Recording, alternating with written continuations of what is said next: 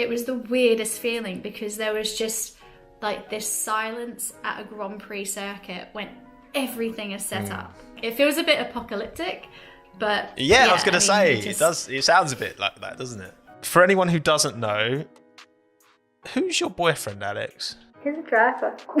I'm dating Jack Aitken, which is he's great.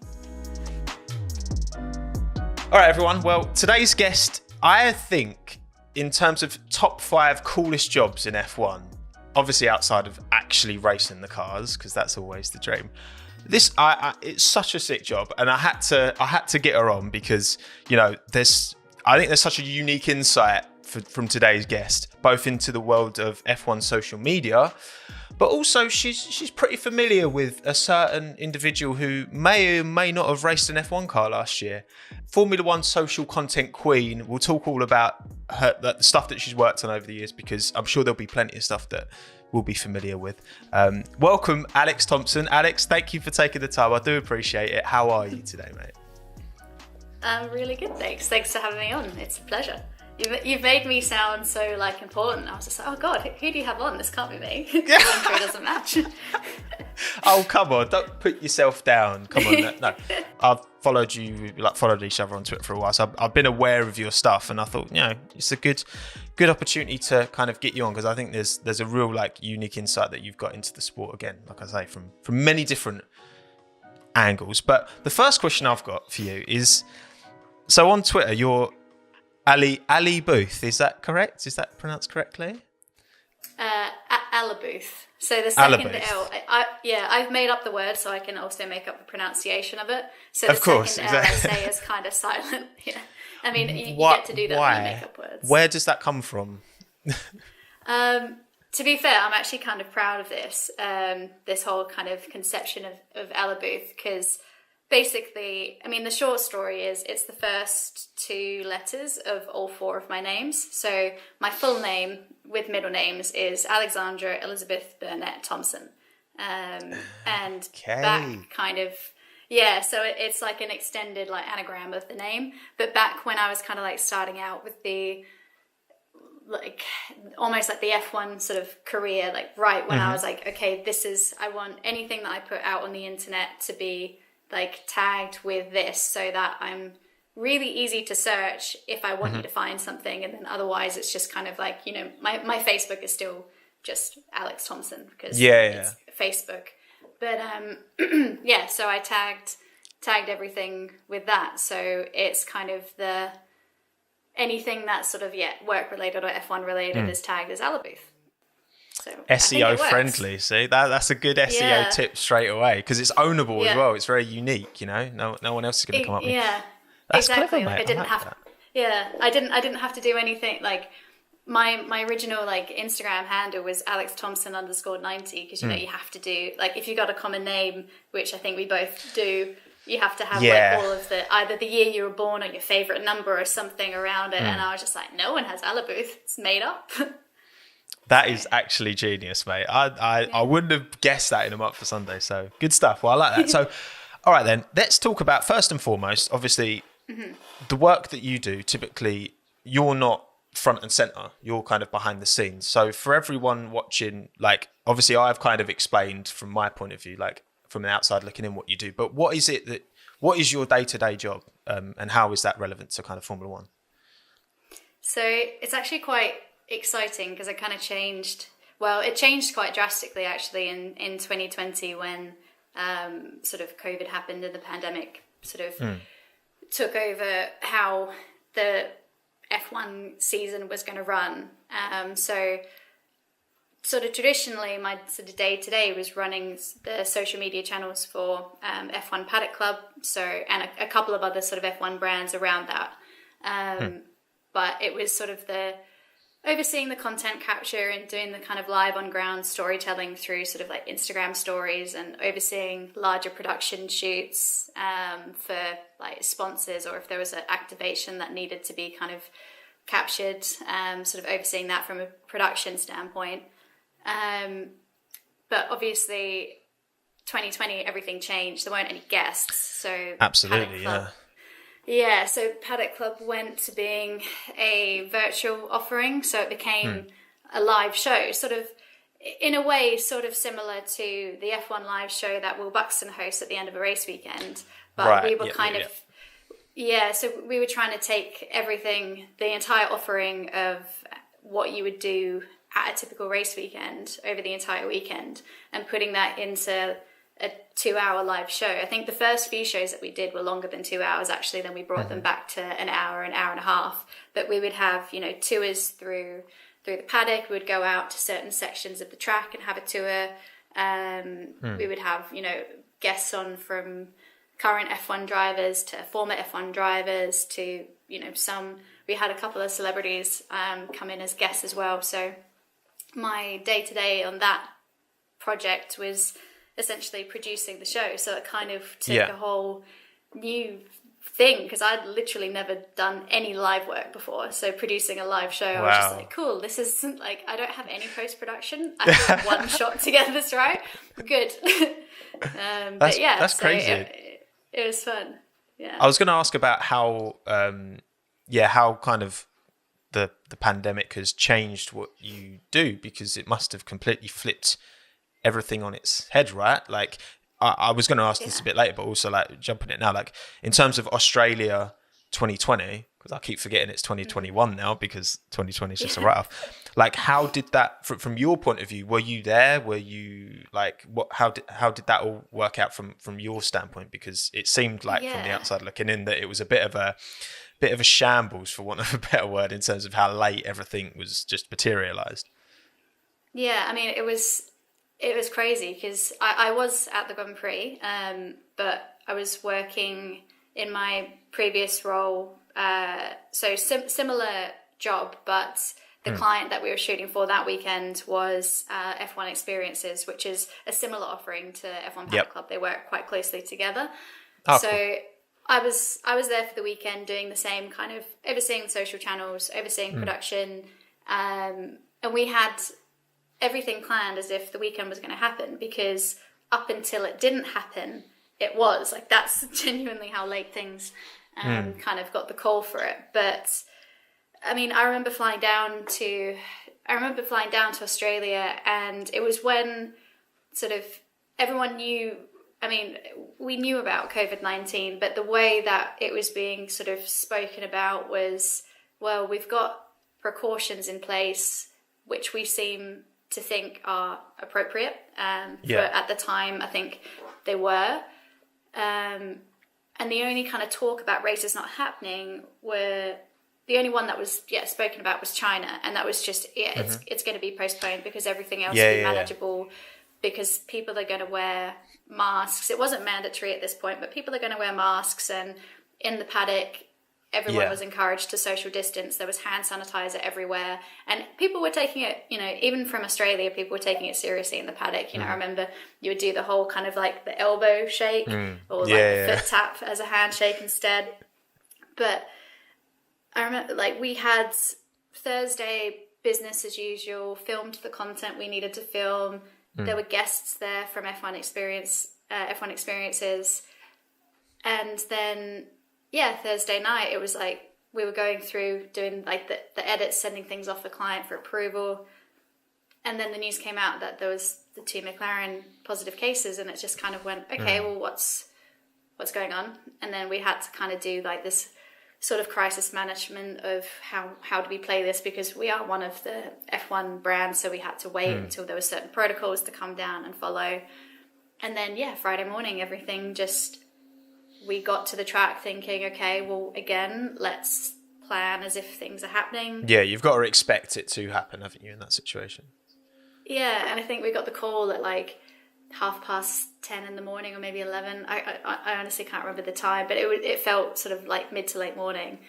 And it was the weirdest feeling, because there was just like this silence at a Grand Prix circuit when everything is set up. Like there was cutlery next to plates in hospitality areas, like the full pit wall was there, everyone was kind of just standing around. And usually like the paddock is such a hectic and busy place, to see it in this kind of like massive contradiction to what you usually see was just kind of of course. Feels really weird. And the sky was really ominous as well, and I was just like, it feels a bit apocalyptic, but I was gonna say it sounds a bit like that, doesn't it? It was bizarre. It was really, really bizarre, but yeah, that was crazy times, and didn't know it was gonna obviously go on for as long as it did.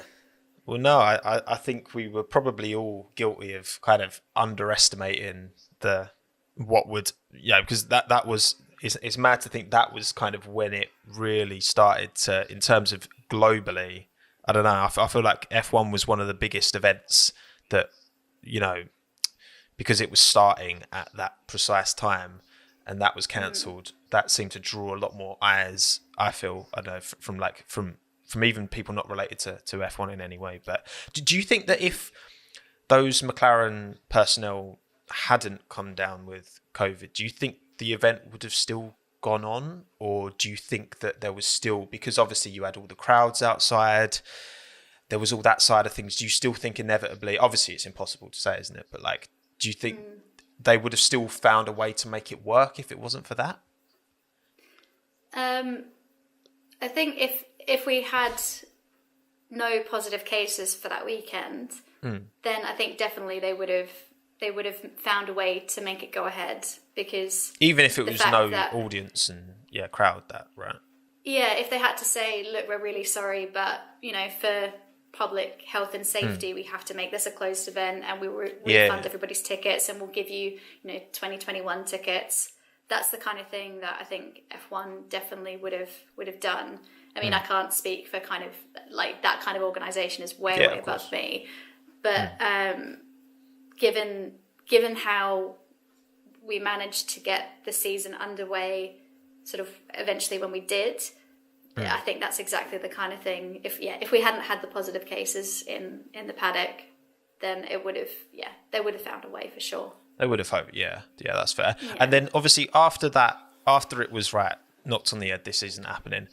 Like, did you just fly straight back? What was that kind of week or even month after like for you? Because obviously your work had just been kind of flipped on its head overnight almost. Like, how was that kind of for you? Like, what did you do like in the direct kind of aftermath of it? Well, it was kind of crazy because we had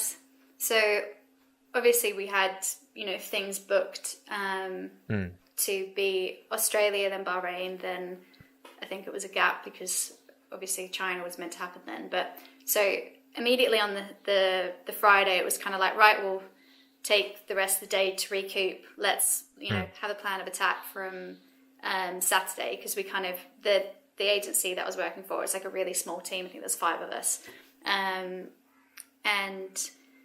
we decided to take the rest of the weekend as if it was going to be working on the weekend. So meaning that we would work Saturday, Sunday to have Monday as a day in lieu, and then sort of plan of attacks again from Tuesday, because it was kind of like, right, well, things are changing every day. And at this stage... Yeah, exactly. The next sort of information that was sort of being fed down, and the way that F1 was planning for was, okay, Bahrain is definitely going to go ahead, but as closed event. So we were like, right, okay, we need to rejig all of our plans for Bahrain, because we've got more clients to shoot for there, and it's now not fan focused. So we have to come up with sort of different approaches and content strands really.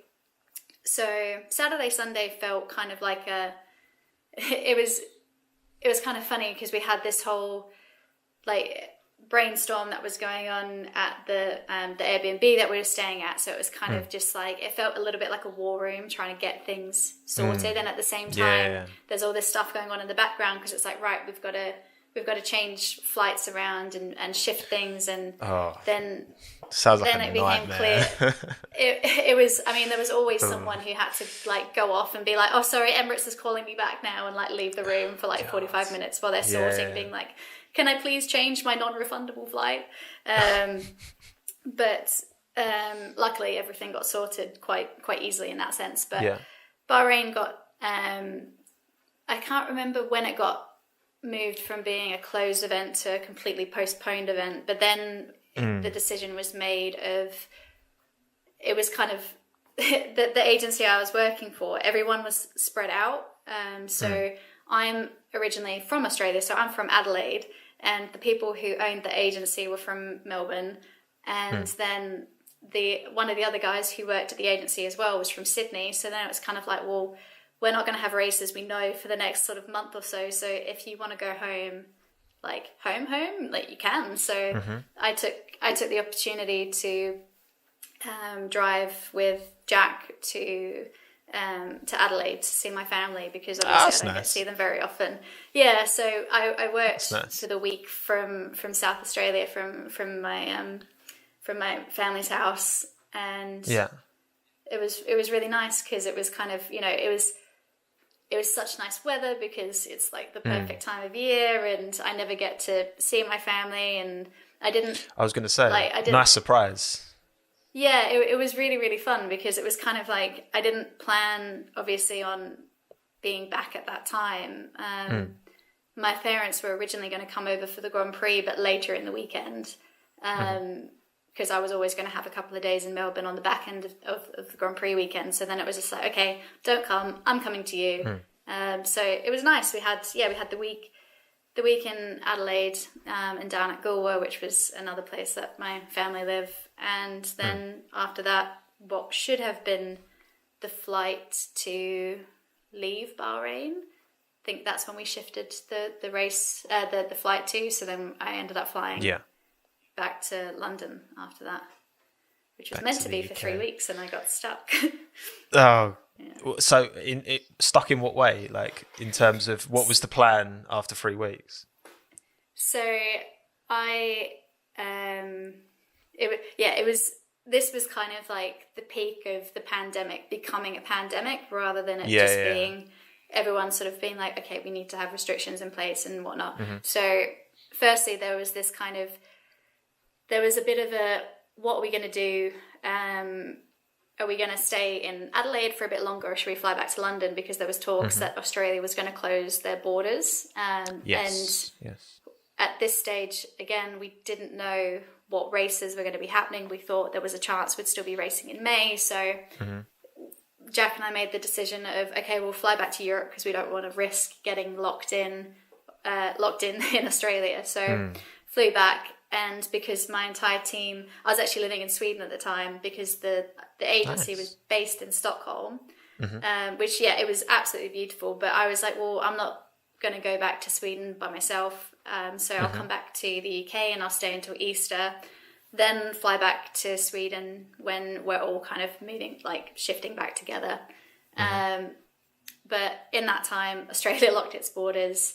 The UK went into lockdown, and all of my flights, my first flight got cancelled going back to Stockholm, so I rebooked it, got cancelled again, rebooked it, got cancelled again. Oh no.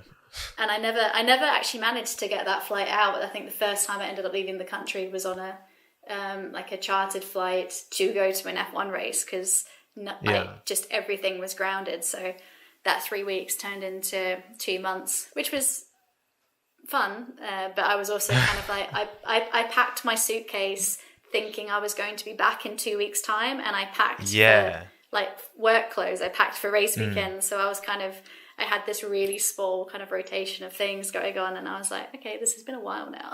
I can only put it through so many washes. Literally, that's crazy. So so your place in Stockholm, that was instead of 3 weeks you were away for 2 months, right? So I suppose it's not like 2 years, I guess, instead of 2 months. But it was kind of funny though, because I'd only just, the flat that I was living in, I had only just moved into before I flew down to Australia. So I had this amazing flat that I was like, oh, I love it. It's so nice. It's so homely. And I had 6 nights there, and all my stuff was just sitting there like, oh. Was there any food in the fridge that you had to chuck after? No, luckily. Although 3 weeks is enough time to have to clear it out anyway, I suppose. Yeah, I'm pretty good with keeping sort of everything well maintained when I leave for a race weekend, even if it's going for just a normal race weekend of being away for 4 to 6 days. And make sure there's nothing in the fridge, just in case the power goes out or something, and you come back to a horrific smell. So That's tips. mad. So yeah, that's a good tip. That is a very good tip. No, because that's the thing. It's like, I guess obviously your work is with F1, and was it 7 of the teams are based in the UK, isn't it? It's Ferrari, AlphaTauri, and who am I missing? Sauber, Alfa Romeo, yeah, and like Haas are technically in the UK as well, aren't they? So I guess from that point of view, being in the UK, and obviously Jack's in the UK as well, so that kind of makes sense. But yeah, like obviously the way Australia have handled it as well has been very different to, and the situation, like I've got family in Melbourne, so I've chatted to them quite a bit, and they've kind of given me the lowdown on the whole like extreme lockdown, but now they're kind of pretty much out of it. Like it must be quite for you as an Australian, it must be quite kind of, looking at where Australia are at the moment, and things seem to be, they're not back to normal by any like stretch of the imagination, but it seems like life has almost kind of feels like it's resumed over there. Yeah, I mean, I think they were one of the only countries I think that did like their response better than Australia was New Zealand, because New Zealand were just first to be like, right, closing the borders, you have to quarantine, like this is the way that we're going to do it, and they were the first to open up. Australia followed sort of shortly after that, and obviously we still have, aside from it being a pandemic, like we have some of the strictest border control like ever. So I think the fact that, closing the borders, we're closing state borders all the time. If there's a cluster that sort of happens from someone coming back, and, we've got the mandatory 2-week quarantine, which is literally you get off of the plane at the airport and you're escorted through immigration by police, and then you're escorted onto a bus and you're taken straight from the airport to a quarantine hotel. There's no like if, buts or maybes about it. It's just kind of, this is what you have to do. And that's obviously, that's been really good at sort of maintaining, like limiting sort of the effect of the pandemic. Yeah, everything. We had the same lockdowns to begin with of, businesses have to shut, social distancing, restaurants only open for takeaways, etc. But I think the fact that things have been able to get back to normal sort of relatively, extremely quickly in comparison to sort of the rest of the world, but relatively quickly. Victoria was really badly hit though for a while. They had a really extreme lockdown for like more than a month. Yeah, they couldn't go within like, because I've got like my mum. Yeah, it's crazy. Like my mum's sister moved there when she was like 18, and so she's got like 2 kids. So my cousins they're both in their like 40s. But they were saying they couldn't go within like, they couldn't go further than like a kilometre from home, so they couldn't see each other, and it was. But look, obviously, in hindsight, that system seems to have worked a lot better than what we're doing over here. But anyway, that's depressing. Pandemic.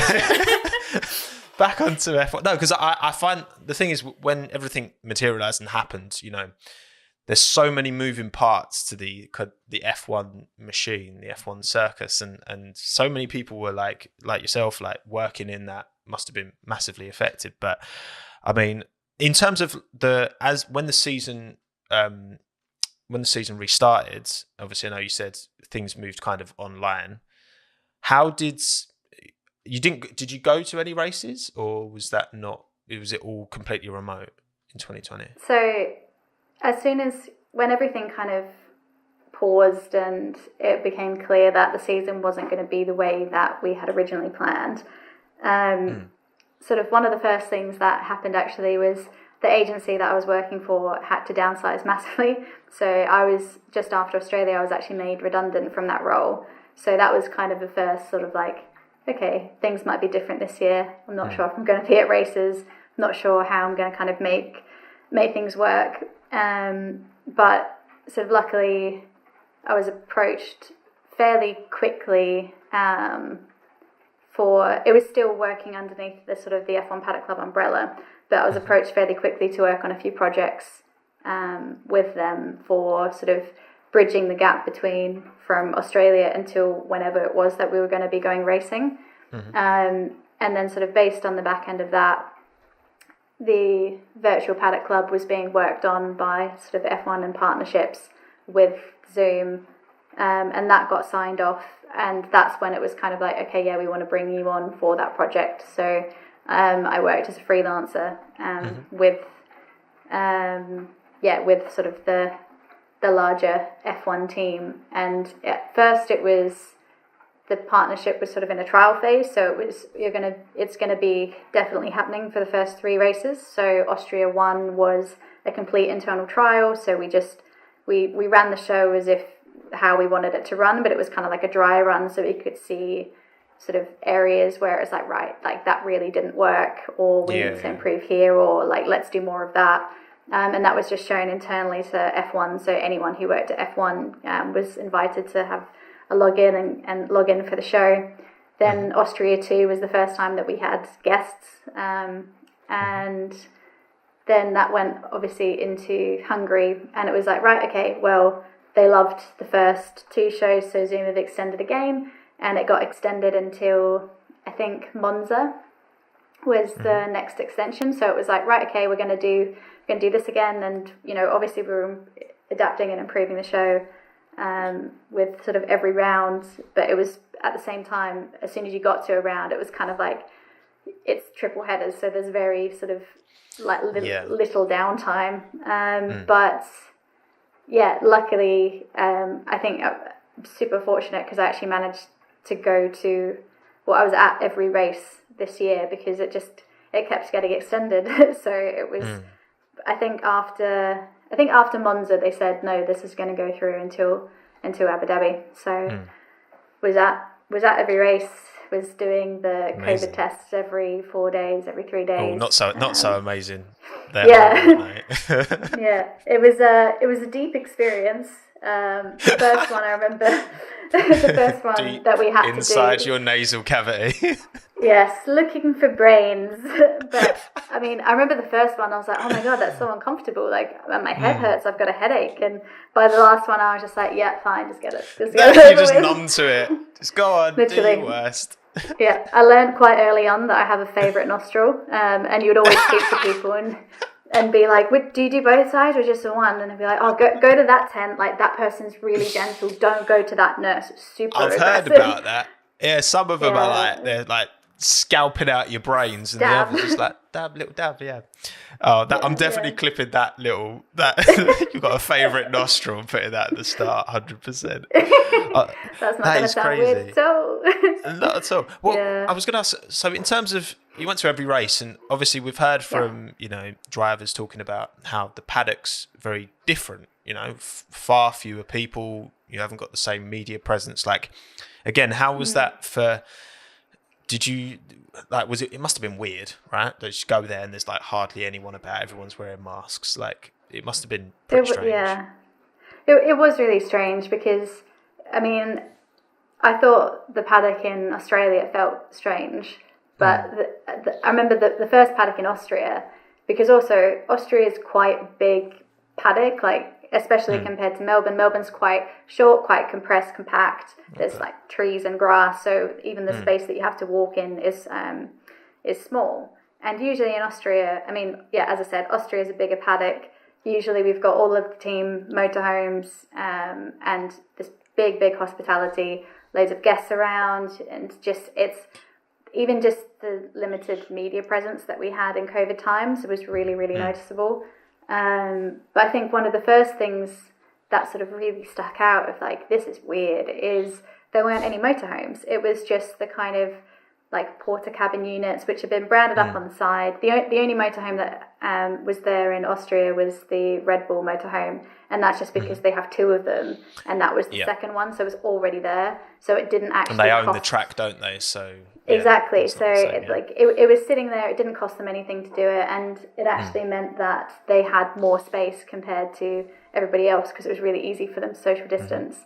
But it was just those little porter cabins were purely like core operation and the driver rooms, and that was it. And then the rest of the team, the hospitality, was in the main building, which would usually have Paddock Club and all of the guest hospitality. So everything was kind of set up there. So it was really weird how it was split, because it's just, you'd never seen it like that before. But no one was allowed within 2 meters of each other. So usually you would have a chat with everyone has friends in teams, and different bubbles as they became known, but Yeah. it was really bizarre to begin with because you just wanted to kind of be like, oh hey, and then you would realize like, oh, we're too close together, so just back up a little bit. And like, yeah, like you would see someone and you'd be like, okay, bye, and even though you hadn't touched them, as soon as you'd leave, you'd be like, hand sanitize. And just kind of like, you became like being like, oh, am I being paranoid or not? But you also,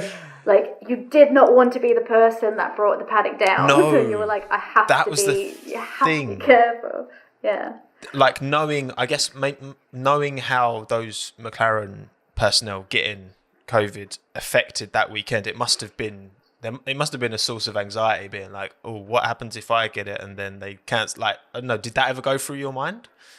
Yeah, I mean, the way that the bubbles worked was they had larger bubbles. So, like, for example, the bubble that I was in was sort of F1, and then they had sub bubbles in that. So you would have Big and Hill, which are like all of the riggers and the camera crew and quite a few of the producers, and it kind of creative media sort of slides into that bubble as well. But then they had the SJM bubble, which is the St. James Market. So more of the sort of business operations and whatnot. So there was a bit of a overlap between sort of SJM and the Big and Hill bubble in that sense, but all of the bubbles would go down into sub bubbles, and so you had people who you could and couldn't mix with.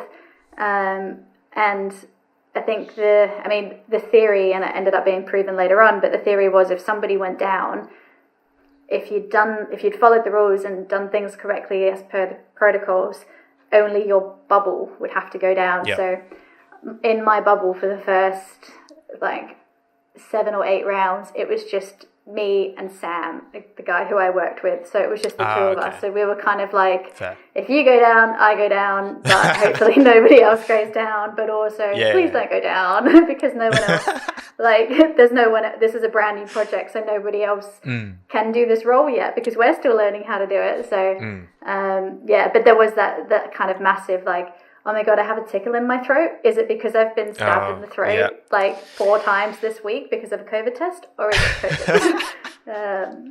So, point. You always had... Good point.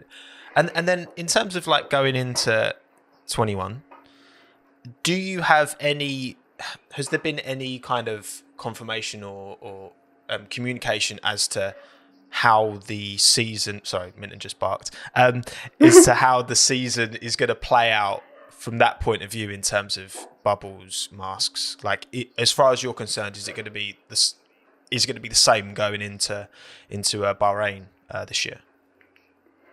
I think at this stage, what's been communicated is that it's sort of following on from the same protocols as what we've had in place previously, as in 2020, because the situation is still the same. But I know there's still obviously talks that are going on between each like promoter and the F1 promoter team,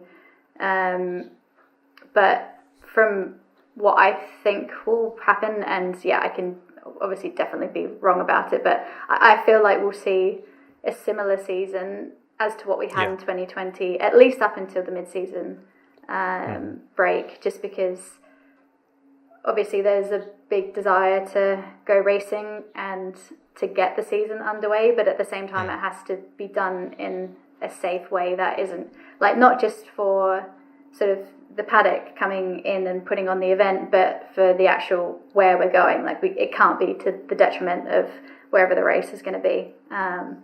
So I feel like it will happen. Fingers crossed things still happen. As long as we get the racing.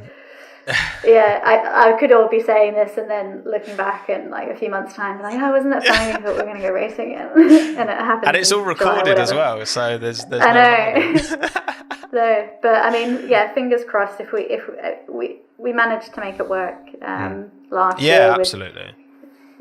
So hopefully. Absolutely. No, I think that the consensus is that what F1 was doing, like, broadly worked. Obviously, we know a few drivers came down with it and that, but obviously it's impossible to fully. But the amount of people, like, and for there to be so many races last year, I think was a big kind of credit to Formula One. But it's annoying because we can't really talk about last season without talking about COVID, but there you go. Anyway, next bit I want to talk about, I want to wind the clock back now, because young Alex, when did you first catch that motorsport bug?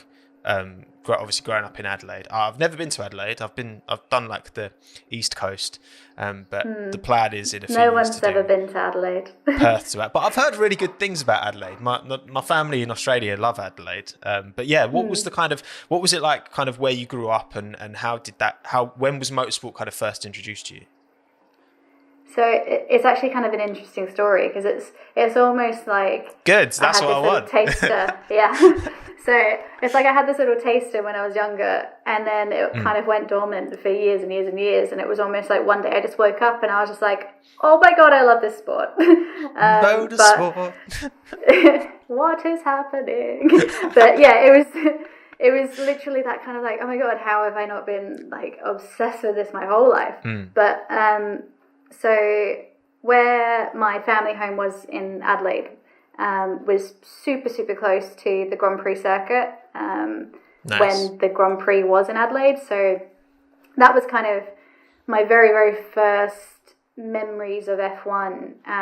It was actually right after the Grand Prix had moved to Melbourne, and there's still like this whole like bitter debate about the fact that Melbourne stole the Grand Prix from Adelaide, and like there's this kind of like internal war about it, which obviously I'm in favour of it going back to Adelaide.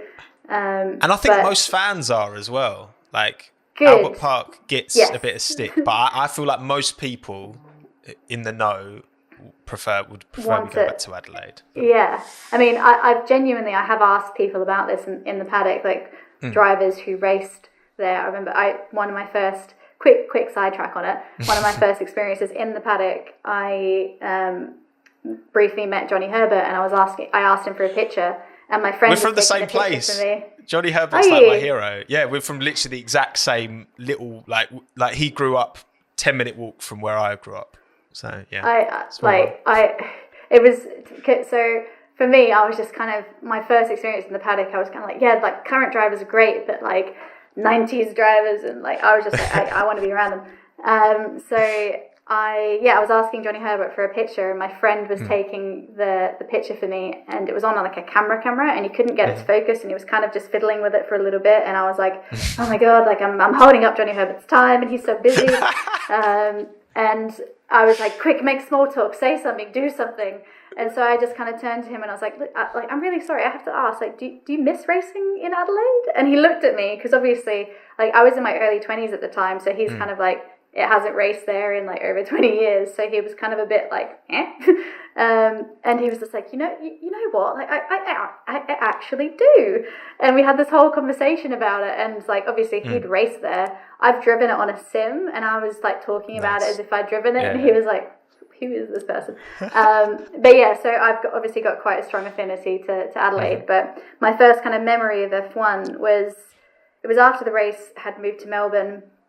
And I've got an older brother, he's 2 years older than me, and for Christmas he was given I can't remember if it was PlayStation or PlayStation 2, it must have been PlayStation, because it was like 96 or 97, and he was given, actually no, it was 97, because he was given PlayStation, the little steering wheel, and the F1 97 game. Nice. And so we were playing that, and I was kind of like, whatever my brother did, I wanted to do, but I was a little bit more of like a sort of a tomboy for quite a while. Like I still loved Barbie, and I had my Barbie horse and trailer, but I was like, I want a remote control car, because like I wanted to race little cars. It was fun. So we were playing at the F1 97 game, and we were playing the Monaco street circuit, and just the Monaco circuit. And I remember above the TV in the living room, my parents had this sort of really nice like print map of sort of Monte Carlo and Monaco, and I had this memory of my dad being like, oh, what you're racing here, and like pointing to the screen. I was like, what you're racing is that, and was like kind of being like, look, they're putting it together. And I was just sitting there like, that's crazy. And he's like, yeah, that's Formula One, that's what used to be down the road. And I was like, that's really crazy. And like me being really young, I was like, oh, but it's not there anymore, so it must not exist. So I just kind of like forgot about it for a little bit. but then was still kind of aware of like, oh, it's happening, but it's happening in Europe. Like I just ignored the fact that it was happening in Melbourne because I just didn't want to believe it. But then, yeah, kind of like it wasn't a thing that I kind of avidly followed for years after that. But I was always interested in racing games, so I'd play like Gran Turismo all the time, and my cousins owned and ran pubs, and in the back room they had like the Daytona 500 game, and I would play that all the time because you wouldn't have to pay for it, you just open up the thing and just go. So I was interested in that sense, but I wasn't following it as a sport until I was maybe 19 or 20, and then it got reintroduced to me through my boyfriend at the time, who was massively into it, and so I was kind of like, yeah, like I'll watch it with you. And it took me a little while to get into it because I was still living in Australia at the time, so races for me were Sunday nights. I had early lectures Monday morning. Yeah, so I would kind of like, it took me a little while, and then as soon as I actually did, and I was like, wait, why is that car better than that car? Why is that driver better than that driver? And kind of learned actually a bit more of the technical side of things. I was like, oh, this is really cool. And then that relationship ended up ending. So, and we'd been going out for, I think, like, we were high school sweethearts sort of thing. So there was a whole lot of like, oh, what do I like because I like it, and what do I like because it was part of my relationship. And F1 was one of those things where it's like, yes, F1 is definitely something that I like because I like it. And so then, yeah, for a while it was just the sport that I was watching, and then I kind of made the decision of like, well, actually could be the sport that I work in. So I sort of, pursued that. Yeah, I was going to say, so in terms of the fact that you didn't get back into it till you were kind of 19, 20, what was when you were at school and college and those kind of years, was the plan always to work in social, and then it just happens that you were able to marry social with Formula One? So the funny thing is, social media in the way that it does now didn't exist when I was at school. It's so true. That's so true, actually, isn't it? Also, what was the plan? Was it like more traditional media then that just became social media? Yeah. Well, I mean, to quote friends, I think when I was at school I didn't even really have a ple. But I hope you get that reference otherwise. But the one thing that I kind of knew was I knew I wanted to move in my work, and that was just because actually when I was a kid, I mean when I was 9, my family moved overseas, and we were overseas for the next like sort of 5 or 6 years, and it was kind of like I'd come back to Australia to finish school and to start uni. But when I was finishing school, I still had no idea what I wanted to do. I just kind of knew, like, I don't want it to be in one place in like a 9-to-5 Where job. Was it overseas that you lived? So I moved to Malaysia for 3 years, and then I was in India for 2 years, but back and forth between India and Australia. So it was kind of like completely different. Yeah, that's crazy. Like completely different experience to what I was used to. But it was like, that was kind of like the thing that made me be like, I need to do something that's just not going to be in one spot. Like I'd like to be able to travel for work, and I'm not sure what I'm going to do for work yet, but I'll figure it out. I actually spent quite a while. I think the first thing that I wanted to do was to still work in events, but work in music events. Like I was like, if I could be like a tour manager for a band, like I think that would be really, really cool.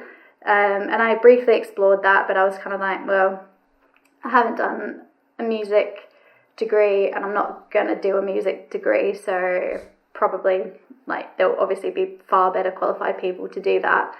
And so I ended up, when I went to uni, I ended up applying for a Bachelor of Commerce, which I think the closest thing that translates to it in the UK is a BBA, Bachelor of Business Administration. Oh, okay, so, yeah, so I did that, and it was kind of like the general business degree that you sort of do, that you apply for it when you're not really sure what you want to do. And I was liking the marketing subjects that we were doing, which was a lot more kind of, wasn't even media, it was just traditional marketing. And F1 social media was just being introduced into some of our like final year subjects, but it was more like presented as new media, which was I found really funny looking back at some of my notes recently. But it was presented as new media, and I enjoyed it, but it wasn't something. I mean, I still I had my own social media. Like I had a Twitter aside from. I mean, Alabooth at that stage didn't exist yet, so I had my own Twitter and I had Instagram, and it was just everyone was just kind of using it in a much more kind of, I guess, not juvenile way, but it was like social media was massively in its infancy, and brands hadn't really started to sort of explore their presence in social. I was going to ask actually, when do you think that transition happened, when brands actually started taking social seriously? Because I it's even now a lot still don't, do they? Yeah, I think. So I remember the first sort of thing about brands on social media, which already seemed quite outdated by the time I was looking at it, was like Facebook, not Facebook Marketplace, but like Facebook Shops. So quite a few brands had like their Facebook page, and that was kind of like, it was almost sort of like a real-time customer service platform. I know a few brands had Twitter and they were using it kind of in the same way. It was just sort of like it was a two-way conversation between sort of the customers and the brand, but it was being used massively as sort of like a customer service presence rather than let's put something content-based out. Rather than like a marketing tool. Yeah. Exactly. And like, don't get me wrong, there were definitely some brands who were really embracing this is a great way for us to sell. I know a lot of startup brands were using Instagram obviously quite early on because it was a great way just to showcase like beautiful sort of flat layers of products, and that was, to me, that was kind of like around like 2012 2013 there was sort of like this shift of like the sort of more forward thinking brands were kind of making their presence known. And for like F1's perspective, I remember in 2013 it was like the F1 Twitter community, like not every team had like an active Twitter. I think every team had a Twitter account, but how they were activating over race weekends was really, really different. And some were just kind of like, they like after a race or a session, it was just like, this is the result, or here is the link to the press release information that you can see. Yeah, but like actually using it as like a marketing tool and like putting across a brand personality or like the sport 100%. As itself was, it was only just starting then. It was really exciting. It was fun. Because even now, like, not all teams, like, we know, Racing Point / Aston Martin, they're kind of, they seem to be kind of top of in terms of the relatable, like, social media, trying to kind of come across as, a fan kind of personality and point of view. Because, again, like you say, like, businesses do that as well, like, outside of Formula One as well, they've kind of started to do that. And there is always a bit of I think F1 teams kind of get away with it. I think sports teams get away with it because they're not so much like trying to sell you something, but I think a lot of I've seen a lot of kind of you got like Burger King and like Wendy's having like banter on Twitter, and it's a bit cringe. But there's like it's amazing how in such like a short space of time it's kind of completely changed like the landscape. Like how much, obviously because you work in the industry and because you're so like, how do you see it changing in the next kind of 5-10 years? Because it's always something I wonder, like, how much further can it go in terms of brand personality and all that kind of stuff? I mean, it definitely will change in the next like 5 to 10, but I don't know how exactly it will, because I mean, I think back to 5 years ago and the way that, we would write a social plan or a digital strategy is completely different to what we would do now. There's still like elements of it that are the same because, you want to engage with your audience and you want it to be meaningful and you want someone to feel like a proper connection. I think that fundamental sort of strategy will always be there, but for sure, the way that people sort of consume content now is a lot quicker. It makes me a bit frightened as to how quick it could get. But at the same time, I'm sort of thinking maybe from 2020, like everyone's taken this, it feels like a lot of people have taken a kind of more like holistic approach to life and a bit of a step back and sort of meaningful disconnect. So maybe everything will kind of shift into, there'll be less people scattered across several social media platforms, but maybe just really like engaging with a couple. So it just means that you're less like fragmented in life, and then brands will have to sort of like respond accordingly to that. And I don't know, maybe it would be a bit of a less addictive thing. But yeah, you'd hope so. I have no idea how it will look. It's interesting because in some ways you're right. Like this whole pandemic has taught us to, the importance of social connections and seeing your friends and all that, and how I think that's had a bigger effect on everyone collectively than I think we would have expected. But also, it also shows how like reliant we are on this, ability to communicate via the internet and all that, because that's all the connection we kind of have at the minute outside our own household. So it kind of, it's almost kind of playing both sides. But you're right, like if you had the answer to that question, where would it be in 5-10 years, then you're going to be a multi-billionaire, because that is the golden platform of you would of start where it's that going to be. That's the kind That'd be the next Mark Zuckerberg, but number. less evil. Yeah. There you go. Well, money corrupts everyone eventually, so I'm sure yeah. sure you'd become evil eventually. Okay, cool. Yeah, because that's the thing, because I used to work for an agency, but on the production side of things purely. So it's interesting seeing how those kind of the worlds come together. But I think now, Alex, is a good time, and we were always going to talk about him. Your partner in crime. For anyone who doesn't know, who's your boyfriend, Alex? He's a driver. he's a driver. Flum driver. Yeah. No, so I'm dating Jack Aitken, which is he's great. He is at the risk of sounding like super cheesy, but he's genuinely like my best friend. And a lot of fun. Yeah. He comes across as such a nice lad, and so like genuine as well. But I basically I wanted to ask kind of first question, when he got the call up to race at the Sakhir Grand Prix in 2020, how did he break that news to you? How did you find out? It was it was kind of funny because it was the day that Hamilton announced that he had tested positive for COVID. Was meant to be a day in lieu for me. One of the things that I was doing last year, because I was working freelance, I had the opportunity to actually work 2 contracts, sort of both associated with F1. So the other one was with Motorsport Network, which I'm still working on, which is more kind of a lot more sort of the normal social media manager, like traditional social media presence. So it was kind of like, okay, we've got to break that news straight away. And because of the time difference between Bahrain and the UK, it was obviously breaking before people were going to be online. So I was like, I'll quickly go upstairs and I'll get that live. And as I was writing the kind of the social post around Lewis Hamilton has tested positive for COVID, I had this kind of like mental process going in my head of, well, who's going to replace him? I wonder if they'll call George up to replace him. If they call George up to replace him, I wonder if Jack will race.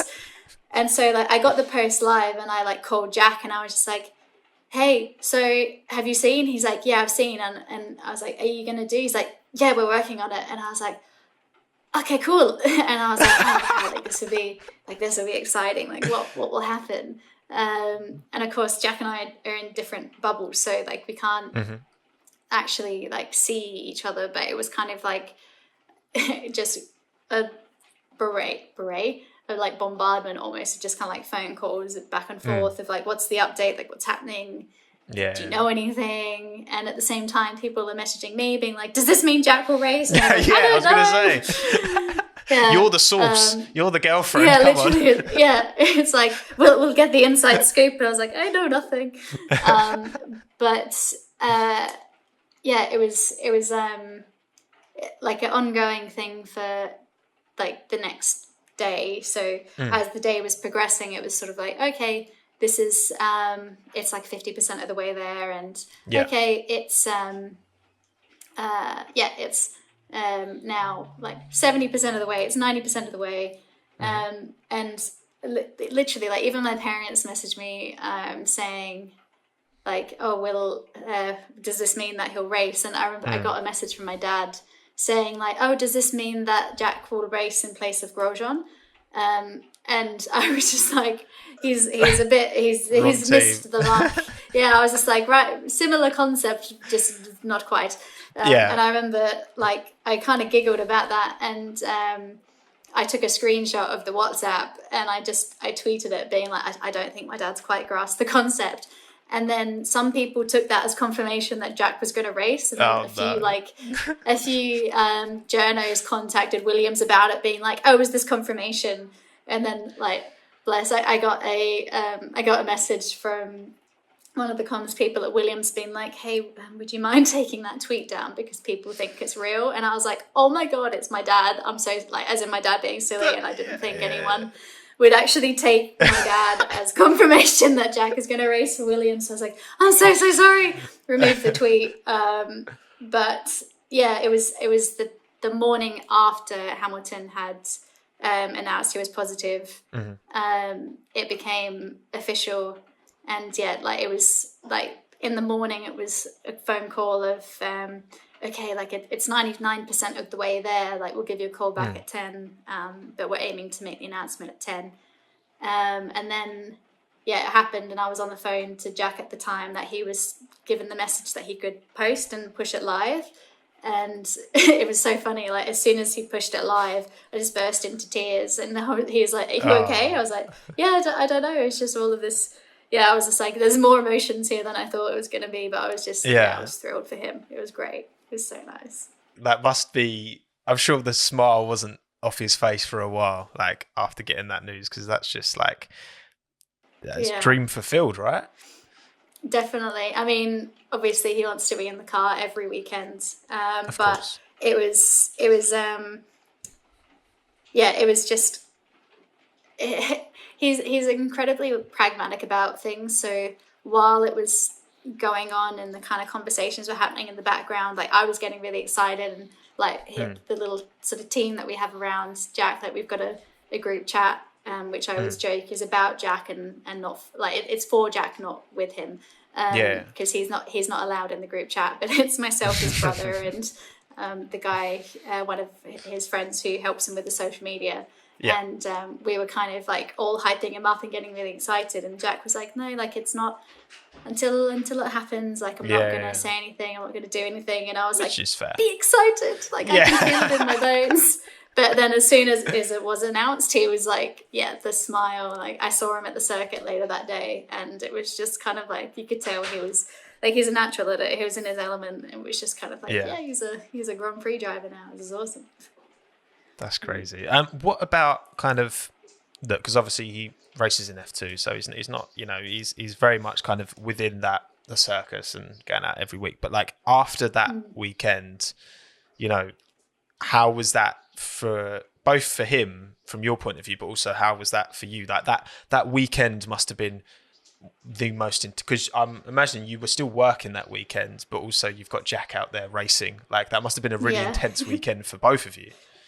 Yeah, it was quite exciting. It actually ended up being a really, really good weekend, work-wise as well, because I think there was this added excitement around what was happening, like, and not just because obviously, like, I'm obviously very fond of Jack, but it was like, not that the end of the season was boring, because there were still things that were happening, but it was kind of like, oh my god, there's all this unexpected drama. So the whole paddock kind of felt alive, and obviously nobody wants anyone to be ill. Like, everyone was hoping that, you know, Lewis was going to recover quite quickly, and obviously he did. But there was extra attention on that weekend, wasn't there? Because of Jack, because of George, because of Lewis. Yeah, exactly. Because it was just like, oh my god, like, there's so many things that we couldn't have planned for, you know, or even foreseen happening even a week before, like. You know, Pietro Fittipaldi racing in Haas. It's like, oh, we've got a rookie, and then Jack's in. Oh, we've got two rookies, and George is going to go to the Mercedes. Oh, he's going to get his podium. He's going to get points. So it was kind of this whole, like, oh my god, this is such an exciting weekend. So from a, like, purely from a work perspective, from a content perspective, like, there was so much that we could talk about. And it was really exciting. And obviously the team that I work with on ground at race weekends, like we've all like, obviously like I've known Jack a while, but like the team's known Jack as well. And we're all like, it's all like a little family atmosphere. So we're all kind of like cheering for him. So it was really, really fun.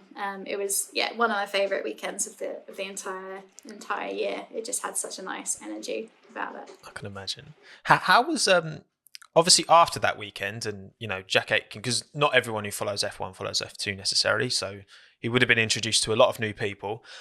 How did that increased kind of level of eyeballs on, and has that kind of persisted since? Because obviously we know it was a one-off race, but now a lot more people know who Jack is. Like, did you feel any increased kind of eyeballs on you as well? Because or was that not so much? You know what I'm trying to say? Yeah, I think there was maybe a bit more. Not, I don't want to say like attention, but yeah, a few more eyeballs. I got a few more Instagram followers over that weekend, I remember, and I was kind of like, oh, okay. Yes. Hello, friends. Yeah, like, it was that kind of, I posted a picture of me and Jack on the Wednesday when he got announced and just captioned it like, oh, just a girl with her favourite F1 driver or something. And that was like by far and away my most liked Instagram picture ever. Brilliant. And I was like, whoa, that's a lot of likes. And which is obviously minuscule compared to, far, far bigger accounts. But I was kind of, it was that moment of just like, oh, hello. There's a lot of people out there. Yeah. But I know there's obviously, not everyone who follows F1 follows F2, but I think I'm probably biased in my opinion of this, but I think Jack's one of the sort of the characters in the F2 paddock that people still might know of, just because he is such a genuine guy and he is so charismatic, and like he's just like, in real life he's so funny, but I think that comes across quite a lot in his like social channels and any sort of interviews that he does, and because he has been floating around the F1 paddock for so many years, like it's kind of, people know him from that. So it was kind of like, I know it was so nice looking sort of on the broader internet of things, but just seeing everyone's kind of collective like, oh, I'm so glad he gets the call up and he gets this opportunity and he has this shot, and I was just like, yes, Team JA, everybody go for him. So it was good. There was definitely a collective, positivity, especially I think as well from a fan point of view. We all knew that Jack hadn't had he hadn't had as successful a season as 2019, and I think it was just a good like vindication for him, because we know there's a lot of like reasons that why that could be. But I think as well, like it's because of course going into that weekend, and obviously we know about what happened obviously with Roman the weekend before. It is a dangerous sport, and obviously being with someone who competes at this level and competes in motorsport, how was that for you? Because obviously we know about Roman and obviously Antoine the year before. Like, from your point of view watching these races, is that something that, because we know that the drivers put themselves through it, but the drivers are almost like, I've spoken to a lot of people at different levels, and it's always like when you're in the car, that worry, that anxiety around that completely switches off. But for the families and the friends and the people watching, like it can't possibly, like how was that side of things been for you? There's always adrenaline and like a raised heart rate before a race happens, and to be fair, before any session happens, because like these all of these like guys and girls are literally going like so fast in such a like it's an extreme sport at the end of the day. Absolutely. But the safety around it is pretty incredible, so you kind of just have to try not to think about things in that way, because the accidents that you do have, there's no way that you can predict or plan them, because so often they are freak accidents. But touch wood, it's always that the driver gets out and is okay. And I think like with Roman we saw that, and that was I think everyone, even if you were just a fan watching and had no kind of direct personal like link with, you know, a driver or a team member, but I think everyone, when the crash of Roman happened, was kind of like, it was really sobering of like, oh my God. And it was that sort of stark reminder 100%. of this sport is so dangerous, but at the same time so safe, because he got out. But yeah, with relatively incredibly minor injuries when you look at what's happened. Like that wasn't just F1 news, that was global news because of how dramatic it was. Exactly. Yeah, literally climbing out of a fireball, like wrapped in between, you know, like metal guardrails. It was incredible. Insane. But yeah, I think whenever like Jack's about to start a race, there's always, I mean, I wear a heart rate monitor and I always check my heart rate, and it's slowly creeping up and up and up. But then oddly, as soon as the lights go out and as soon as he makes it into the first corner, it drops back down to just kind of normal, like, okay, yeah, things are going like good. And you just, you don't think about crashes in the way of, well, at least for me at least, I don't think about crashes as a, like, oh, I hope he like, obviously you hope it doesn't crash, but you don't think about them in a negative way in that sense. You think, I hope he doesn't crash so that he has a chance for points, or like, you know, so that he has a chance to show what he can do. Because I remember in Mugello he had, I think it was in the sprint race. Okay. Yeah, it was sprint race, not feature race. But in Mugello he had an accident, and he had an accident in Mugello, and that was not a serious one. The car just kind of, it caught, I think, on Schumacher's wheel and just sort of went up and down, but it broke his suspension, and it was just like that kind of like, such a shame, because he, you know, we were on for a good race. And that's what you sort of feel around crashes, and touchwood haven't had to really experience a very serious crash. That's the thing, like, crashes, like, you're a racing driver, like it's inevitable, but it's just like anything in life as well. You can't, if you always focused on the worst case scenario of every situation, like, you wouldn't go outside, like you wouldn't do anything. So it has to be kind of in a healthy, but I imagine especially for like, you know, Jack's parents and that as well, like there must be this, like, I watch the families, and you see the families' reactions in like in the pits to not even an incident, just them driving. I'm like, I can completely get it. But also with Jack, how did you meet? I want to ask, like, what was that first kind of meeting? And I'm assuming it was through work, right? It was through. It was funny because it was kind of like one of those situations where there was quite a few like almost meets of, like, if you imagine sort of like something spinning, it was like it's getting closer and closer and closer before we actually ended up meeting. And we have a lot of mutual friends sort of in and around the paddock, and you know, he was with when we met, he was with Renault at the time. I'm still very close with everyone at Renault and at Enstone, because Enstone were the first team that gave me an internship in F1 back when they were Lotus, and I'd been doing some freelance work with them, just helping them with some reporting. So it was kind of like there was all of these like almost meets, and then in 2017, I went to the Spanish Grand Prix weekend to help out Sam, who I ended up working with last year and have worked with quite a few years previously and since then. But I was helping him for a weekend because he was working on a new project, and he had someone pull out really last minute, and just asked if there's any way that I could come. I was living in Dubai at the time, so he asked if there was any way that I could fly into Barcelona, be there from the Wednesday night and be there until Sunday night. So I managed to get the time off of work and was just like, yep, you know, I can be there, it's fine.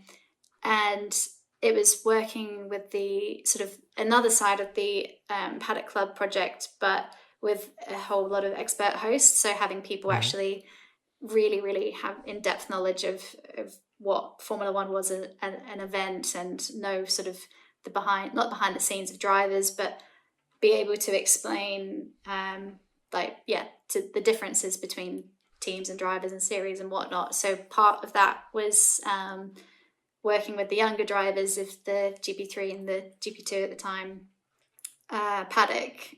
And one of my roles for the weekend was to collect the GP3 drivers from their paddock and bring them into Paddock Club for their interviews. One of those drivers I was meant to pick up was Jack. And funnily enough, this is another almost me, because I didn't actually end up picking him up. It clashed with something else I had to do. So Sam went and got him. But I remember walking past him and seeing Jack, and I was like, oh, that's that driver I was meant to collect. And I was like, oh, okay. And I just remember thinking, he looks really bored. And I was like, well, okay, fine. And, walked off. That was it.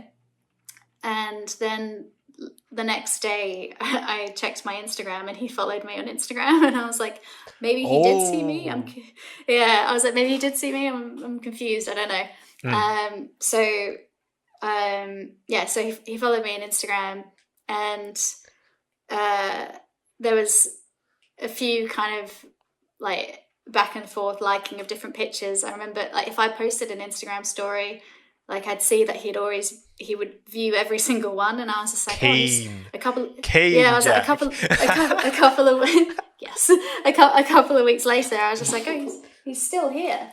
Basically, there was a few kind of like back and forth likings of Instagram comments and posts, and viewed every story. And then after I think 3 weeks, I was kind of like, oh, he's still here, still hanging on. And then. Yeah, it was because I was expecting, to follow for a couple of weeks, and then maybe he just unfollows me because he sees that I'm not at every race, and it happens. You follow someone for a while, follow different people for different reasons, and yeah. But no, he a couple of weeks later he slid into the DMs on Instagram. Oh, Jack! Yeah, go on, lad. Yeah, it was a very effective DM slide, but yeah, we started speaking from then, and it kind of. It just blossomed. Oh, that's so sweet, man. That's so nice. It's funny because like obviously we kind of, I think we're all guilty of holding like he is just another man. He happens to do a very a job that is there's lots of people watching and all that, but ultimately he's just a guy. And I like what's kind of what would you say is the biggest thing about Jack that maybe people don't see like day to day about him, or thing you think doesn't necessarily come across about Jack that you see kind of on a day to day basis? The first thing that comes to mind is when you said what people don't see, and I'm like, he literally doesn't see. I mentioned this to you earlier. Like he's got really bad eyesight, so he wears contact lenses every day. F1 driver, bad eyesight. I know. It's quite funny, but he has a really strong prescription. So that's something I guess that people don't see every day. But no pun intended, because he can't see.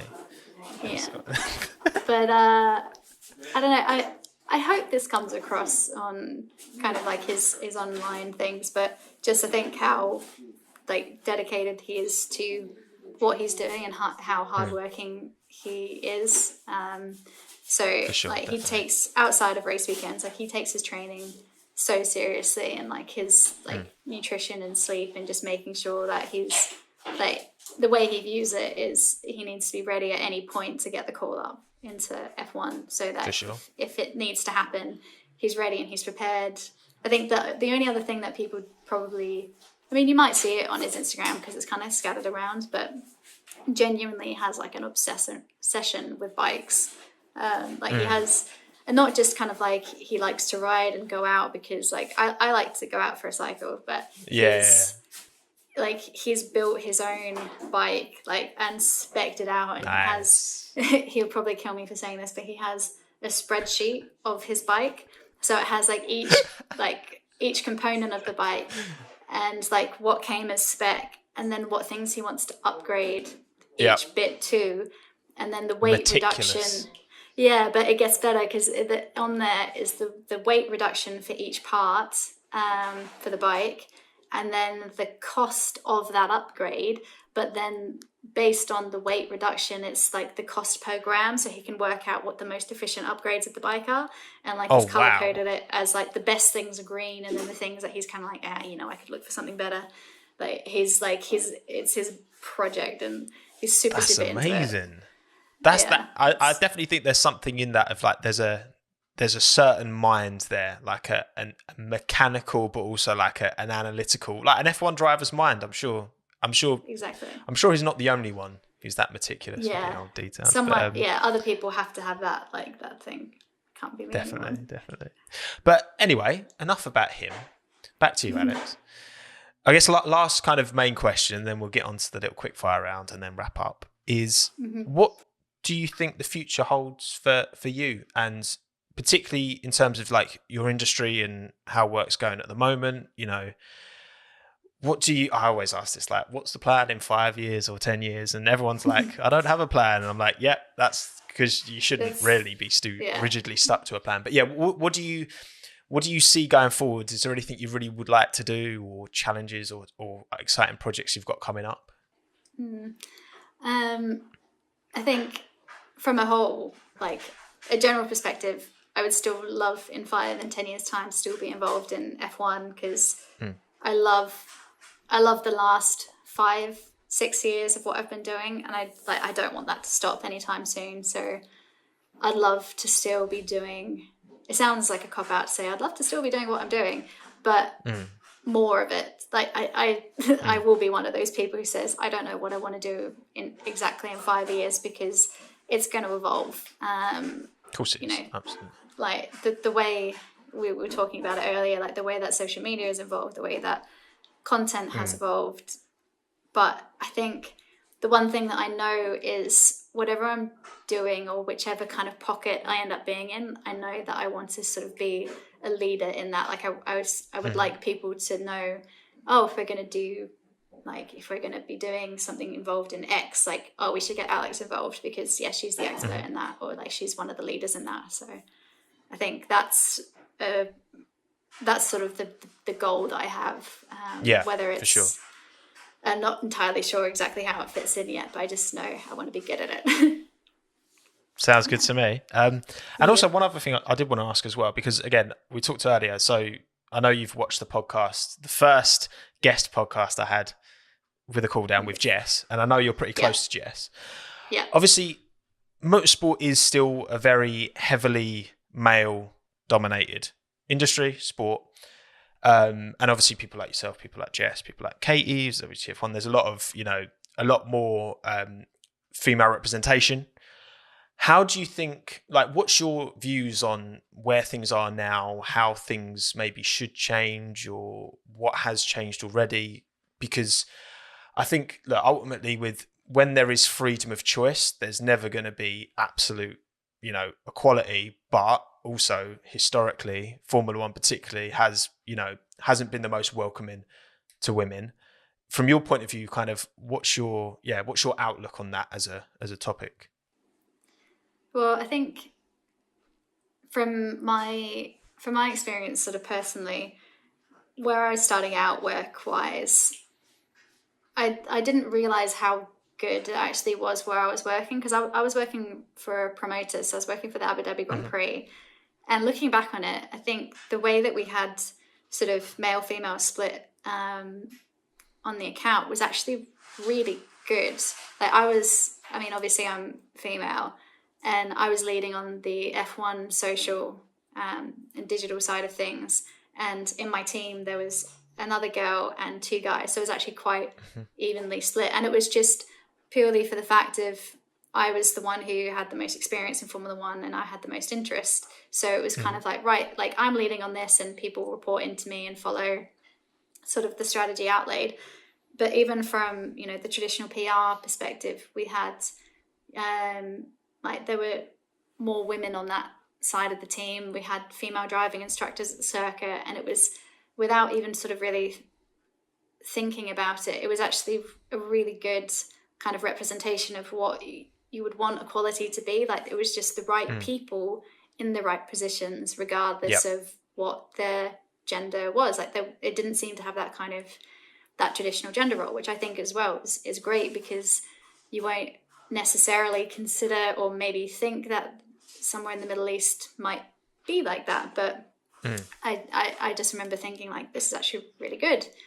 And when I moved on from that, it's kind of, I feel like F1 as a whole is shifting more and more into that perspective. I mean, there's always been women working in F1, whether it's sort of perhaps in the sort of more traditional roles that women might have had, you know, be it in hospitality or sort of the Marcoms side of things. But in the last few years, especially, I've been seeing more and more sort of women in the garage and women on the pit wall. And it's kind of like, yep, you know, we're making the right moves. We're going in the right direction. So just, I think, continuing in that movement. But yeah, it is great to see that there's more women in kind of the more, like, I guess, the STEM side of the sport. And I've definitely noticed the increase in the last couple of years. So hopefully it continues in that way. Good. Yeah, like ultimately it shouldn't, you know, whatever's between your legs shouldn't have an impact on what you choose to indulge in and support and enjoy. Like, I know you said growing up, kind of being into, you know, there is that, the way I see it, there is that kind of balance where obviously, you know, to mandate certain, you know, you need certain people from certain backgrounds and all that. I understand like that's a good, but also when there is like true freedom of choice, you're always going to get, and like I used to work for a PR agency, and it was, I think probably 75% female. So, and actually someone I used to work with there now works at McLaren. I think, and yeah, it's kind of, I think you're right, it's come a long way, but I still think, especially with YouTube, there's been a big upsurge in like female kind of F1 creators as well, which is good to see, because again, it's like it's something I don't think was always the most hospitable place, or at least females didn't feel like it was. So people like seeing people like you and doing what you do, you're going to definitely be inspiring a lot of, you know, young girls who maybe have thought about getting into motorsport and Formula One, but maybe didn't necessarily have the confidence, you know, because I think that's really important.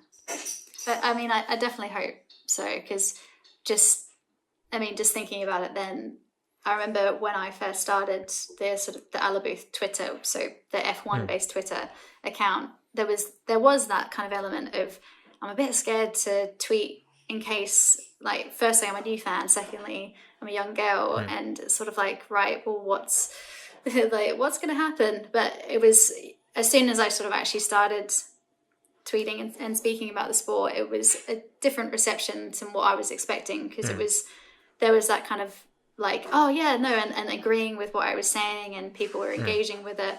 Occasionally you would kind of get a sort of a comment that would make you kind of think a little bit like, what? Like a bit of a backhanded compliment. I remember getting a couple of times like, wow, that's actually a really insightful opinion for a girl. And I was like, could have just stopped. The end bit for a woman.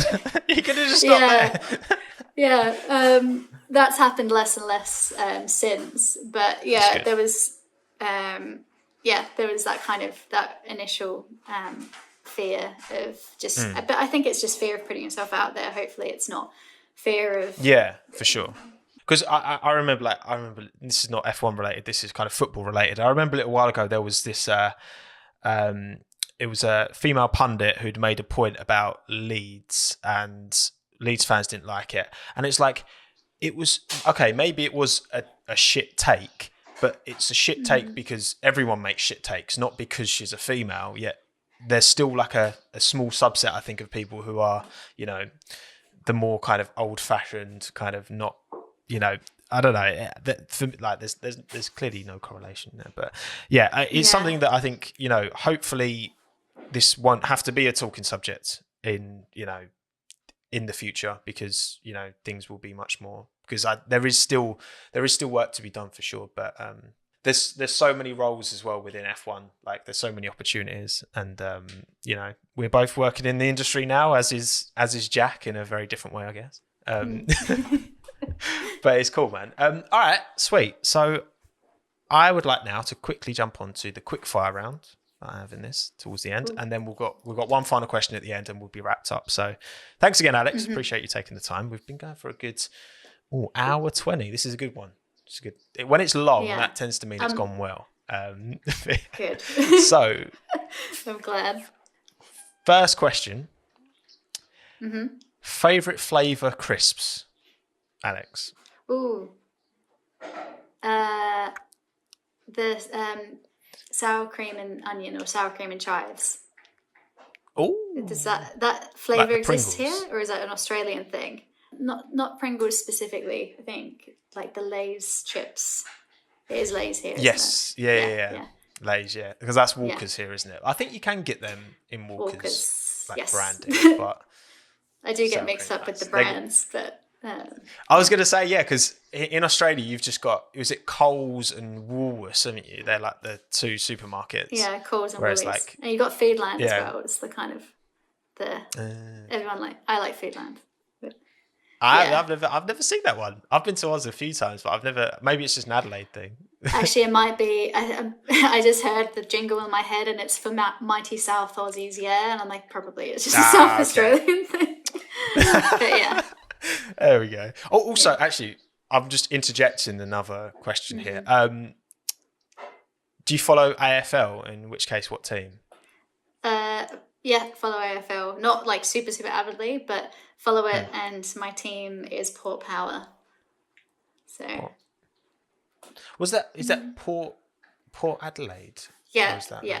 Yeah. So Port Power's the symbols, like a Yeah, so Port Adelaide Football Club is the SANFL team, the Magpies, and obviously there's another team, Collingwood Magpies, in AFL. So in SANFL, it's Port Adelaide Football Club, and then in AFL, it's Port Power, Port Adelaide Power, Port Adelaide Football Club thing. But yeah, they've got the little like lightning bolt, like the lightning bolt. Yeah.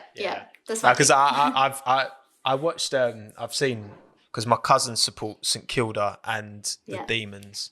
So I remember I went and watched a game and the Demons got smashed like by West Coast Eagles, I think it was. Absolutely demolished. It was a depressing day for him. But I like AFL. It's fun sport. And what really about other sport. Aussie sports?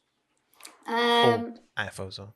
Yeah, I watch cricket, but not like super avidly. Like if my parents watch this, especially my dad and my brother, they'd be like, no you don't, but that's because like they are so into cricket and football that it almost becomes like football was in AFL, but it almost becomes like, because they're so into it, I'm kind of like, I can't. Like I remember a few times when I'd go back to Australia, like my dad would watch like test cricket during the day, which just goes for ages, and then it would have the Big Bash League, so the 2020 in the evening. And it would be like from 10 a.m. to 10 p.m. is cricket. And you can't change the channel because he's watching the cricket. And I'd be like, please, just something else other than cricket. But because it just does go on all day, doesn't it? Because actually, my aunt, the one I said earlier, who moved, so she's British, but she moved when she was like 18 and she's in her 70s now. But she loves cricket as well. But like, she just like, she's a POM, but she supports the Aussies. I'm like, how dare you? She like exactly. She could she could celebrate both sides of the Ashes. Yeah, that's nice. There you go. Well, I kind of already answered this question. Favorite sport outside of F1? Would you say it is AFL or cricket? Because it feels like F1 takes up so much sport. And I don't, now that I live outside of Australia, I don't keep up with sort of AFL or cricket. I mean, obviously cricket is played far more than just in Australia, but I don't keep up with it as much. So I think the sport, oddly enough, the sport that I probably watch the most of or kind of will check into more frequently is athletics, so running. I follow a few like runners on social media or just watch a random like... Nice. Athletics race of someone doing like a 3,000 meter race or 5K race or something. Cool. Quite like running. That's the sport. Do you do much running yourself? Yes, but not anywhere near as good as runners, proper runners. But I like to run. Nice. Have you ever done like a marathon or half marathon, or have you got ambitions to do anything like that? I've done, not in a race, but I have run 2 half marathon distances because that was actually one of the things I wanted to do in 2020 was I wanted to enroll and run the Hackney Half, and so I was training for that. Oh, nice. Yep. Yeah, and in my training, I accidentally ran a half marathon distance just because the route that I had chosen was flooded, so I had to keep doubling back. And then by the time I finished, it was like 17k, and I was just like, oh well, I'm just gonna do the extra and see if I can do the half marathon. So I did that, and then at the end of last year, at the end of 2020, in between Christmas and New Year, I ran a half marathon distance again, but this time in London, and just wanted to see again if I could do it and if I improved on the time. So, but yeah, the half marathon, I'd love to be able to do an actual half marathon race this year. That's the next thing. Well, you've already proven to yourself that you can do it. It's just about getting a medal at the end of it now. Yeah, and doing it quicker. Cool. Yeah, of course. And do it under, because I did one and I did it in 1:58, I think. I just got under 2 hours, but that was a long time ago. Yeah, that was my goal for doing it. I wanted to do around 2 hours. The one that I did just after Christmas, and it was doing so well. I was on pace for that until about the 15k mark, and then I slowed down too much in between 15 and 17k and couldn't get it back up again. So I ended up doing it in like 2:07, and I was like, well, proper race. That's the target. Yeah, like proper race, you've got the adrenaline and you've obviously trained better for it, because we literally went out being like, let's run a half marathon tomorrow. Okay, and did it. That's pretty good considering then. Very good considering. Yeah. All right then, Alex, next question. Yes. What is your dream car? Ooh. Dream car. And I'm going to, so maybe one like realistic, so one like that you would actually live with day to day, and then one that is just dream, ridiculous, ludicrous, crazy car.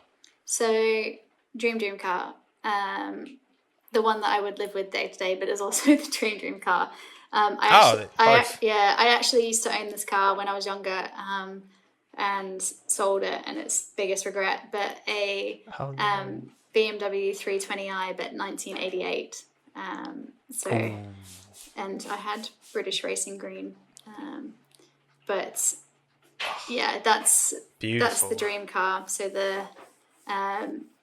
I'm panicking now because we used to have an E30 and an E36, and I'm like, it's the E30, but then I'm like, but the E36 is, I don't want to get it mixed up, because then people will be like, you don't know the car. I'm like, I do, I love it, I have it saved everywhere. No, but now I'm panicking because I'm on the spot. But E30. I'll put a picture of it on the screen so that people can see. I'll send you the picture of the car that it actually had, my actual car, because I would love to be able to buy that one back. And I found a couple. I've actually contacted the person who we sold it to, being like, do you know where it is and can I buy it? And they never replied to me.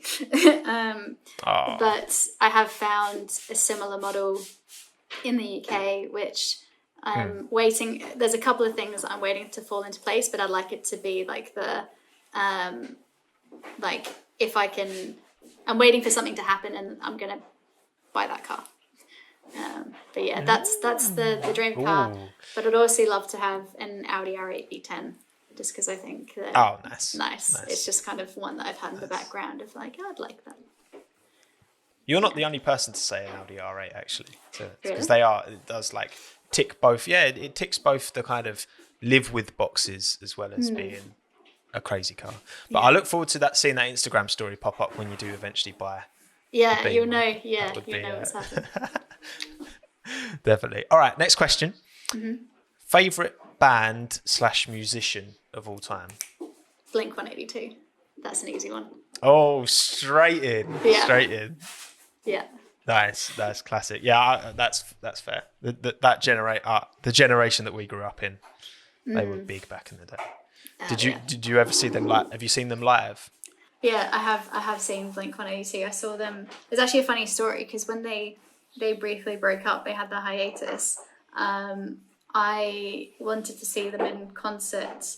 Obviously, the next time they came to Australia, the previous time they had come, I think I was 14 at the time, and I'd asked my mum if I could go, and she had heard a few of their songs. Specifically, she heard "Family Reunion," which, if you know that song, I can't repeat the lyrics, but if anyone wants to look up Family Reunion, she heard that song and I was 14 and she went, "You're not seeing that band." So I was very upset, and I remember saying to her, "This would be like you being told that you couldn't see the Beatles," because my mom did see the Beatles when she was really young. But yeah, years later, managed to see them. Seen them in concert 3 times now, so big fan, big fan. Amazing. Yeah. Love that. Okay, next question. You're on death row, okay? For whatever reason, you know, you've crimes against social media.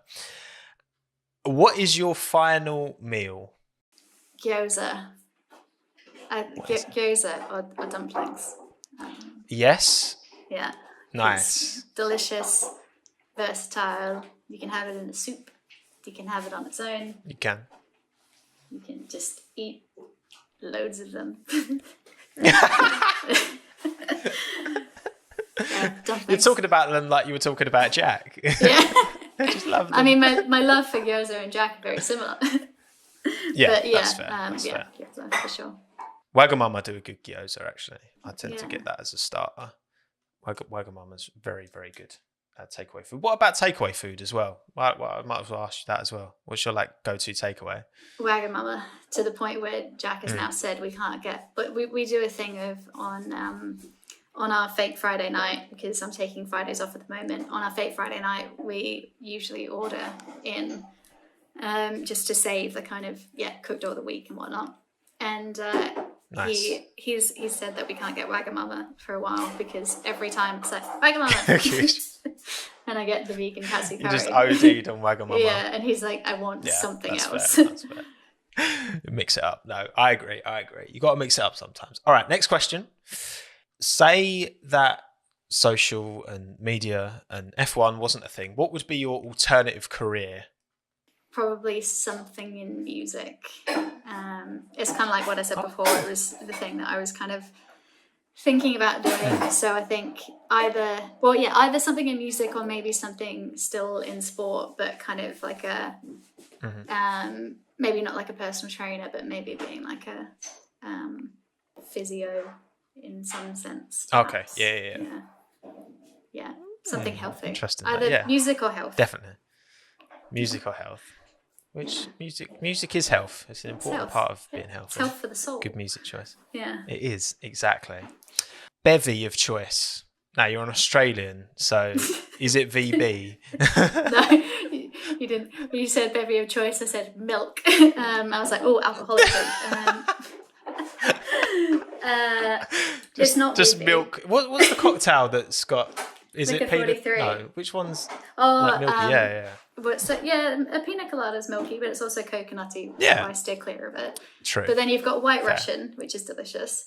But try a Liquor 43 in milk. So Liquor 43 is like a vanilla Spanish liqueur, delicious. That with milk is just chef's kiss. Wow. Okay. But it's delicious. Chef's kiss. But trust me, you try it and you'll be like, wow, this is like the happiest. I will. I want you to send me this. I want you to send me the recipe. I will. Definitely. But bevy of choice, not VB because that's Victorian. But we're not. There's Bloody no rivalry. Classic South Australian. No, beer. I would say Cooper's Pale Ale. Love it. Which is also South Australian. So Cooper's Pale Ale, but general. I mean, this is. To be fair, I think this is a more Australian answer because I like to drink a range of things. So I like red wine, a good sort of like bold, like hearty red, like a Shiraz or something really nice. Also like definitely a fan of champagne and Prosecco. Fan of a gin and tonic in the summer. Same. So yeah, it's I think that's a more Australian answer than just like beer. Yeah. I like that. Very, very good. Well, you've got some beautiful. I remember when I went to Australia last, we went to a vineyard in New South Wales, and it was one of the most beautiful places I've ever been. It was very, very nice. You definitely got the minerals down there in Oz. Final question, quick fire question: what is your favourite thing about the UK? or living in the UK? The green. It's like a big garden. My cousins always say as well about like the history, because like there's nothing predates the late 1800s in Australia, does it really?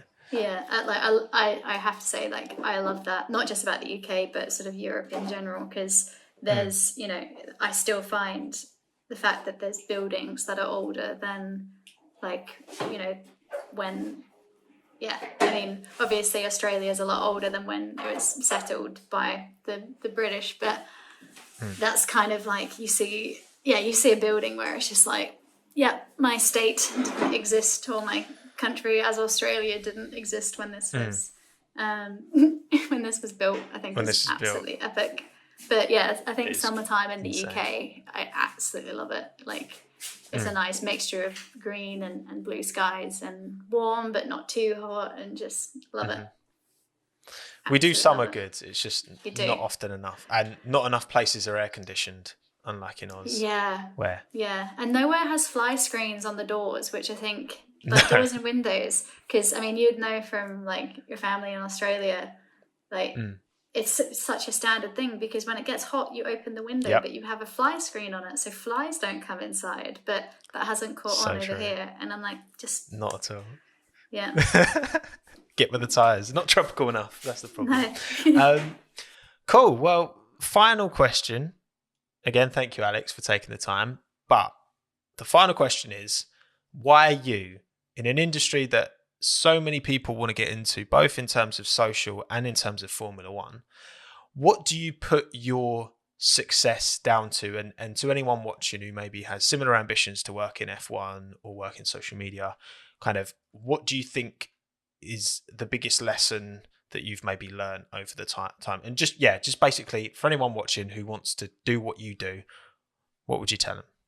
I think be consistent in working not just the Formula One thing, but just whatever you want to do, be consistent in working towards that, and be persistent in it. So like those two kind of things go hand in hand, because for me, like, there were times when I first moved away, well, not first moved away, but when I moved away from Australia last to kind of pursue this career, there was an element in the back of my head thinking like, oh, will I actually be able to do this? Like, is this achievable? But literally just keeping on and working towards that. And it wasn't an overnight thing. Like, there were a few times where something happened really, really quickly, and I was expecting, to be working for ages to get it, and like, it would just not fall into my lap. That happened a lot quicker. But then at the same time, it wasn't kind of this consistent momentum. Like, you'd make leaps and strides and then feel like you were stuck in the same place